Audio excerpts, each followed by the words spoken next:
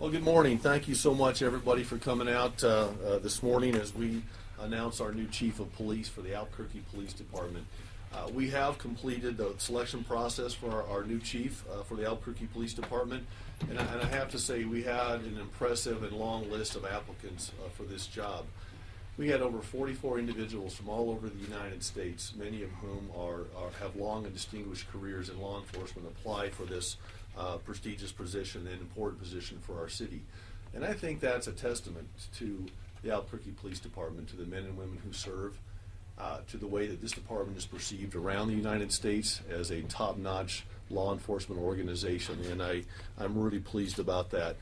We had a national search firm help us with this search, Ralph Anderson and Associates, in particular Robert Berg, who led this search from start to finish. And I can tell you they did a tremendous job. It was a good value that we received for doing a national search for the Albuquerque Police Chief. They did their job. They did it well. They helped us with the vetting process. They brought an objective nature to the process that I really wanted to have. So we want to thank them as well.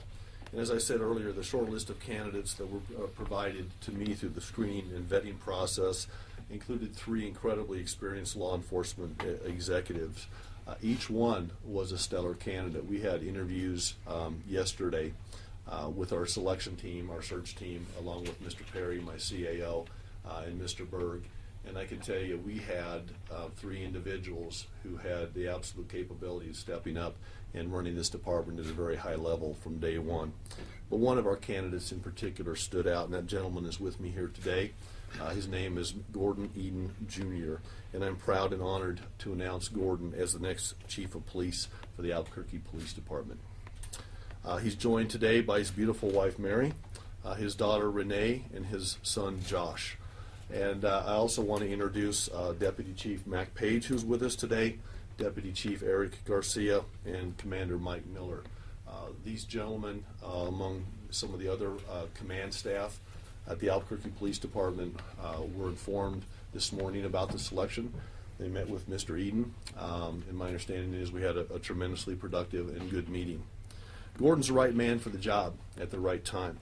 He rose to the top because of his exceptional resume, having served under 2 New Mexico gubernatorial appointments, 2 governors, including his most current job that he sits in today, which is the Cabinet Secretary of the New Mexico Department of Public Safety. As such, he oversees a $140 million budget with over 1,300 employees, many of which are sworn law enforcement officers, including the New Mexico State Police Department. Gordon also served 8 years with distinction as the U.S. Marshal for the state of New Mexico. And in his role, he certainly brought thousands of fugitives to justice throughout the state of New Mexico. He brings a wealth of knowledge, having served as the director of the School of Police Staff and Command at Northwestern University, regarded by many as the premier executive training, management training program for law enforcement in the United States. He's a 3rd-generation New Mexican, and he started his law enforcement career carrying a gun and wearing a badge as a state patrol officer in 1975. He knows this job from every level, from being a cop to being an executive to being a cabinet secretary, and just, in fact, being a great leader. But in addition to his vast experience as a career crime fighter and knowledge relating to modern-day police leadership, Gordon's desire to serve is a calling based on his love for the city of Albuquerque, and I can tell you that's one of the things that really stood out for myself, and I believe for the selection committee, was his passion for this city, and he'll speak to that in just a moment. And that really came out on top of his expertise as a law enforcement professional.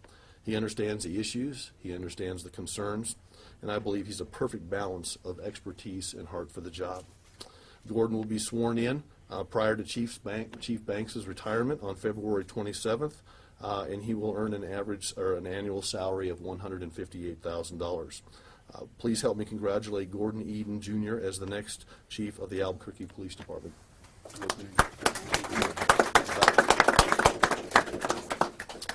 Well, first of all, I'd like to thank the mayor for giving me this opportunity. As I look around the room, I recognize many friends and people that I've had the privilege of working with for years. As the mayor said, I'm very passionate about the city that I live in. I grew up in this town. I raised my children. My wife and I raised our children in this town. They went to school here. They're both in college here. And when you grow up in a community and you have a heart for the community, you care about every function. And I care about the men and women of the Albuquerque Police Department. When I met with the staff this morning, I told them that my first association with the Albuquerque Police Department was when I was about 17 years old. And I was one of the first members of the Explorer Post program that was started here with Albuquerque. It was called Explorer Post 911. There was a patrol officer by the name of Billy Ross who passed away just last year in a terrible car crash. And Billy and his wife Maxine were two of my closest friends, but they mentored me as a young adult and really helped me. And I had a choice which law enforcement agency I wanted to go to work for, the Albuquerque Police Department or the New Mexico State Police, and I chose the New Mexico State Police. And it was by no matter of coincidence that I was transferred back to Albuquerque and actually worked in the South Valley where I grew up. And it gave me that strong sense of community as a state police officer working in the neighborhood where I grew up. So I really care about Albuquerque. I care about the citizens. And I pledged to the mayor that I would help him accomplish our top three priorities, which is recruitment and retention.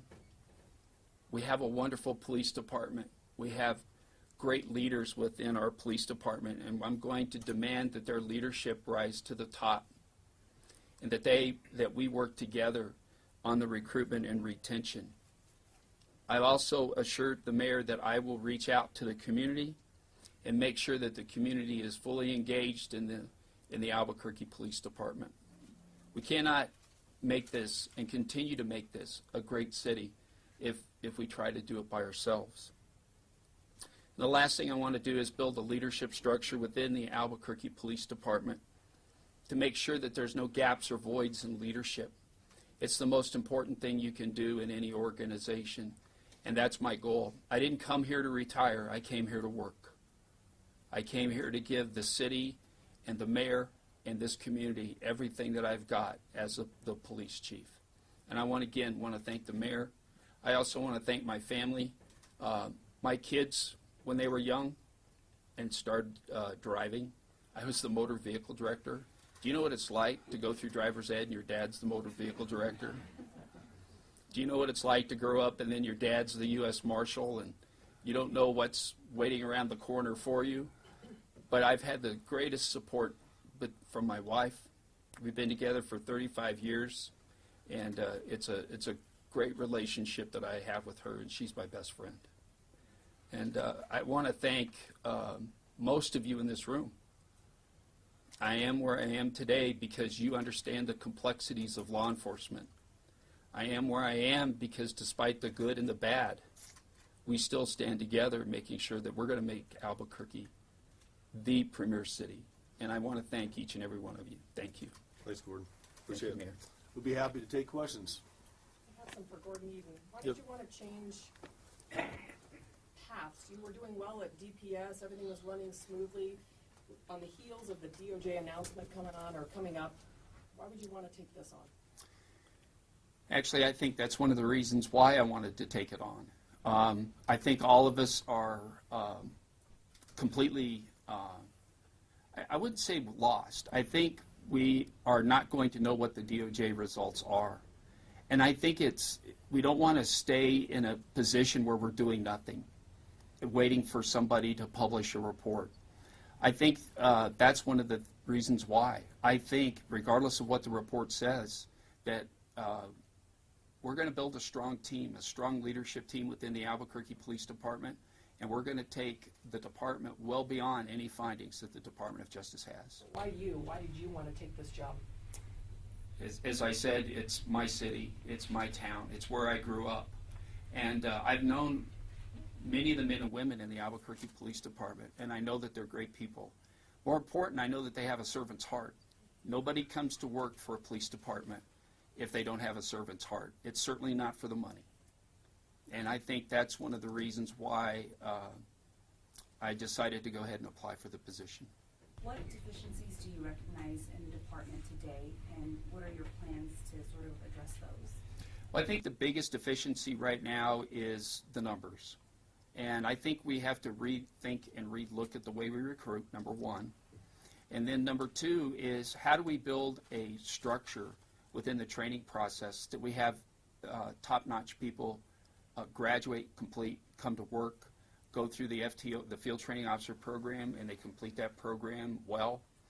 And then the retention part of it is building career paths. I think that there's always a certain number of people that are perfectly satisfied being a patrol officer their entire career.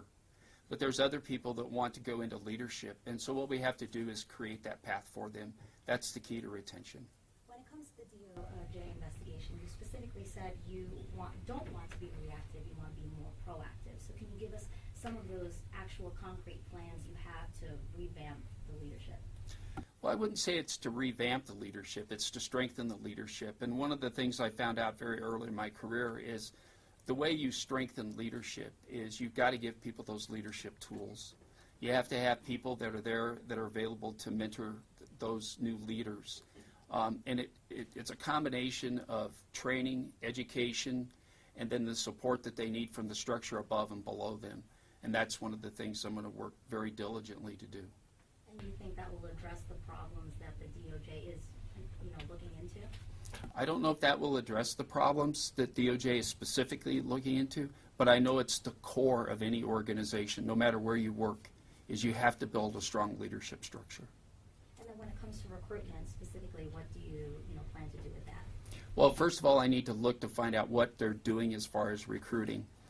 The New Mexico State Police, which I oversee, is actually, they're about 12th, 13th, or 14th, depending upon what you look at as far as pay structure in the state of New Mexico. They're not paid very well at all.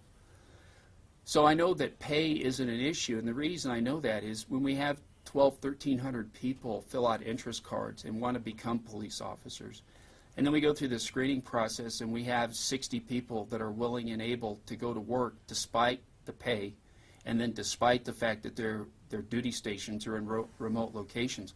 There's a great pool out there. So that's one of the things I need to look at is what are we doing right, and then what are we doing wrong, and then let's build a new recruiting model and a retention model.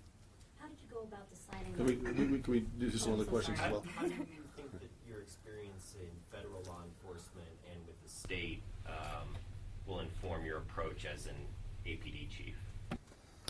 Well, policing is in fact policing, regardless if you're with the state police or with federal law enforcement. It's those core values, and it's our core system to be responsive to the needs of people, and that's what law enforcement is all about.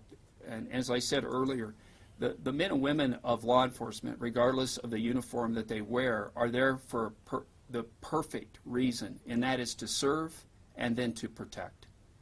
And that's why I say I know that the men and women of the Albuquerque Police Department have those servant hearts. And what we're going to do is just continue to build up that department. Where my knowledge of what the Albuquerque Police Department does is that when I was transferred to Albuquerque, I interacted daily with the men and women of the Albuquerque Police Department. And then when I was transferred to Santa Fe and put in the training and recruiting division, one of my jobs was to come to the Albuquerque Police Department. I actually taught in their training academy for many years. And as the U.S. Marshal for 8 years, we worked very closely, day in and day out, with the Albuquerque Police Department, the Bernalillo County Sheriff's Department, and the New Mexico State Police, to build a really strong multi-jurisdictional policing model. Let me just add to that a little bit, Dan. One of the things that I think that Gordon brings from that standpoint is, being familiar with and acquainted with and having those bridges built between federal, state, and local, I think is really important. Let me give you an example of this. When Gordon was the U.S. Marshal, that is actually part of the Department of Justice. And so from the DOJ investigation side, there's bridges that are already there. Also, when I first took over as mayor, we had to address a very serious situation where the city of Albuquerque back in the 1990s was charged, so to speak, by the DOJ of misusing some funds with the COPS program. And so early on, as a mayor, I had to make a decision: do you want to pay $6 million back, or do you want to go on a 4-year probation? We're coming off of that probation now.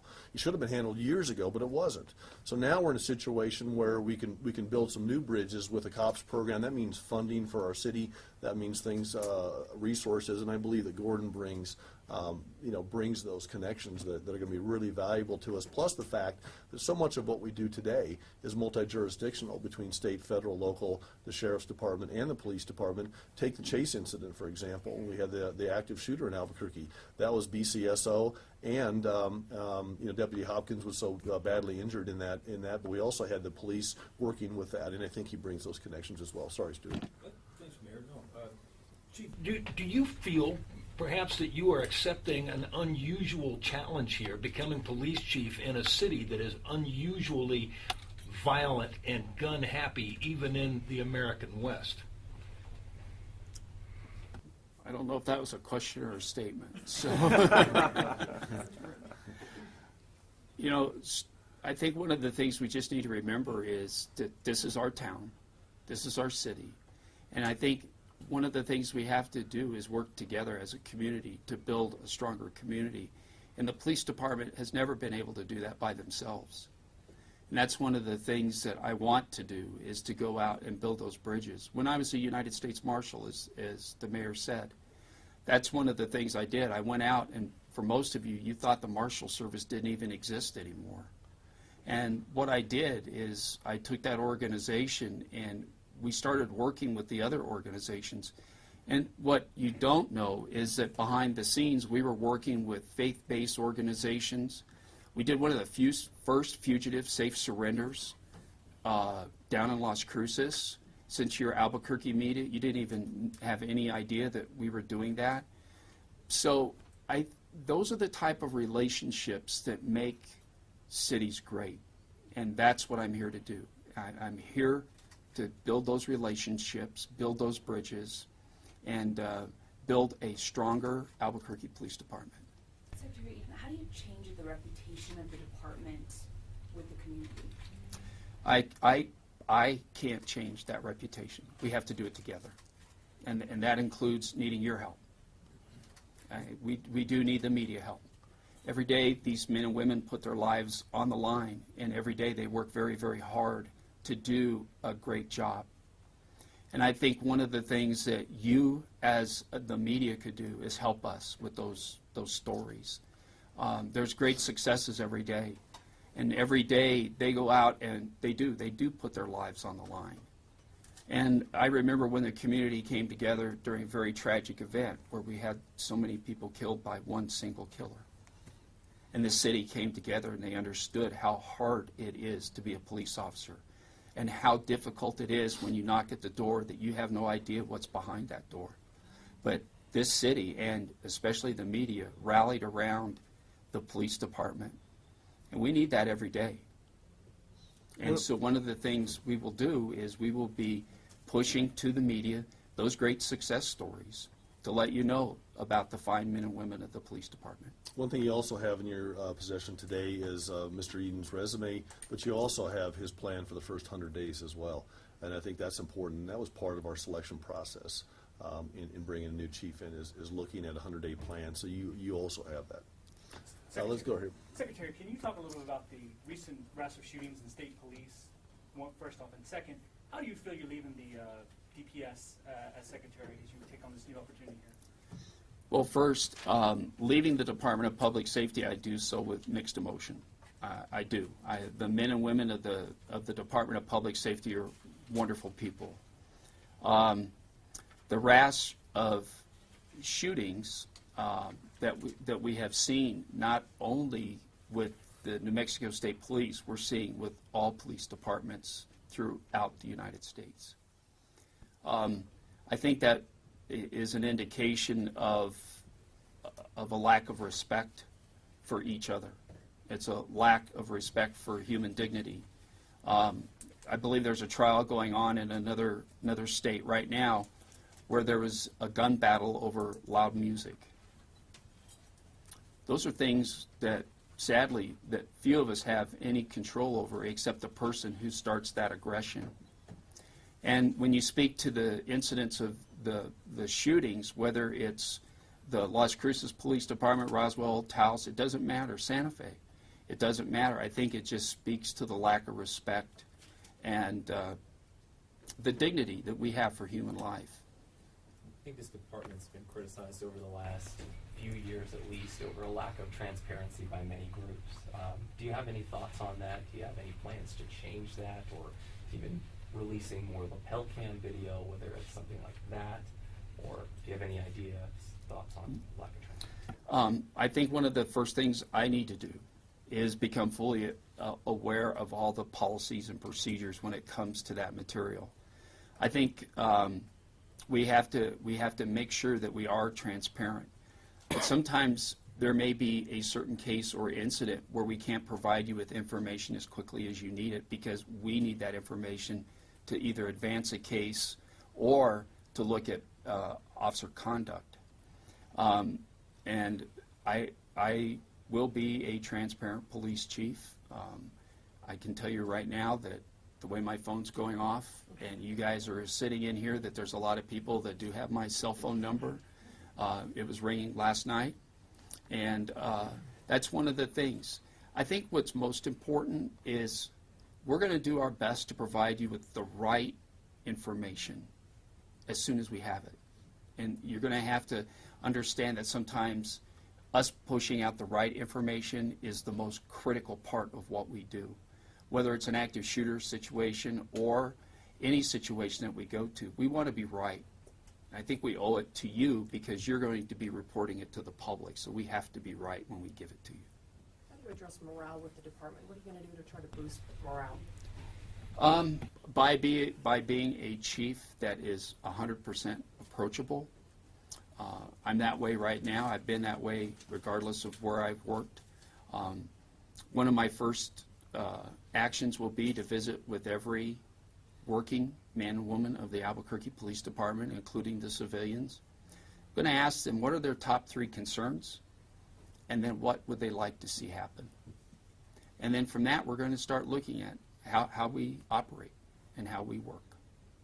And how do you restore public trust? I know that the media certainly plays a role in some of that, but within the department. By being active with them. And I think that I've got a really good team that's standing behind me right now. I think they're still right there. Yeah. We have one that's off at the National Academy right now. He's in the 4th week. And I think that together, one of the things we're going to do is we're going to make sure that we're in constant contact with the men and women of the Albuquerque Police Department. Their ability to express concerns or change, that's what really boosts morale. And it doesn't matter where I've worked. By having that open door policy and that commitment to make that job or their job a better place to work, that's what I pledge to them. What about with the community, though? Again, I get back to what I said earlier, is that being out with the community, out visiting with all the neighborhood associations, the faith-based organizations, the professional organizations, and I think that's a critical first step. I have a question for the mayor. Yes, sir. Mr. Eden has deep experience in state and federal law enforcement, but not with a big metropolitan police department the way your 2 other finalists did. Sure. Is that a weakness? Can you speak Look, to that? one of the things that I talked to Rob Perry about in our national search firm when we started this process is I said, I want the best fit. Now, everybody's going to bring different skill sets to the table, different experiences to the table. Of our 3 finalists, we had 2 finalists that are currently, wearing a badge and a gun. They're out there on the front lines every day. Great technical expertise as well. What Gordon brings to the table is having carried a badge and a gun, having been a cop for over a decade, I believe, or during his career, but also bringing in this expertise from a leadership standpoint. Let me put it this way. we take it to a football analogy, which I'm always horrible at doing. You know, you need to have a good offensive coordinator. You need to have a good defensive coordinator. You need people that have the skill sets to run the department on a day-to-day basis. I've got some gentlemen behind me here that are absolutely stellar at what they do, okay? They know what they're doing from a day-to-day operational standpoint. I need a head coach. I need somebody to come into the Albuquerque Police Department and act in that role as a head coach. So whether he has yesterday's experience as an on-the-street law enforcement officer, that wasn't the most important thing to me. I wanted the best fit, and I think I've got a great leader to come into the Albuquerque Police Department, work with ladies and gentlemen that work at the department that are technical experts. He's certainly a technical expert as well in many regards. I don't want to discount his experience there, but I think that's why at the end of the day, and I believe Mr. Perry could confirm this, but between the selection team rankings that were done separately from what I did, I believe Mr. Eden ranked number 1 on all those as well. So I think it's a best fit situation. The decision seems to be made quickly. I think the dates were, you guys were moving up the close date Mhm. to the 10th, but you guys were going to take resumes through the 15th, which is obviously tomorrow. It Well, just seems well, one of the quick things, decision. well, actually, we've been working on this recruitment for months and months. So this has been an ongoing process. We had over 44 applicants. Those applicants have been vetted by the search firm over the past weeks and months as well as they've come in.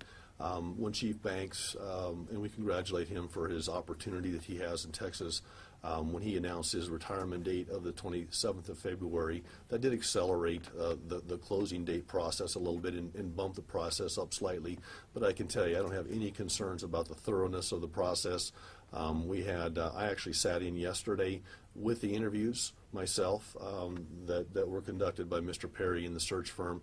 I got a chance to ask a couple of my own questions as well.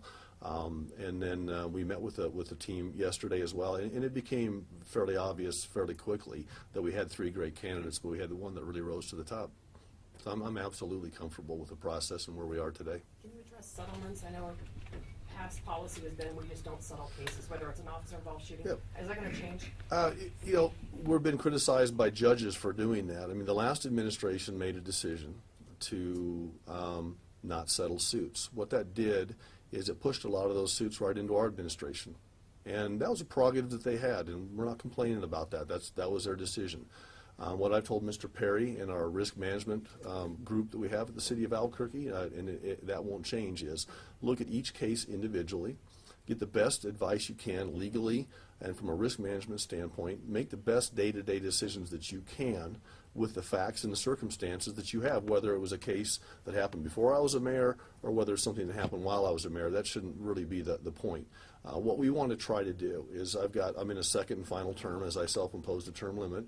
And we want to make sure that we hand it off to the next administration, maybe with not as much backup as we saw when we walked in the door. So it'll be a case-by-case basis, and that's the only way we can do it. I think when you start laying down, lines in the sand about what we will and what we won't do before you know individual circumstances of individual situations, I think that's a mistake in my opinion.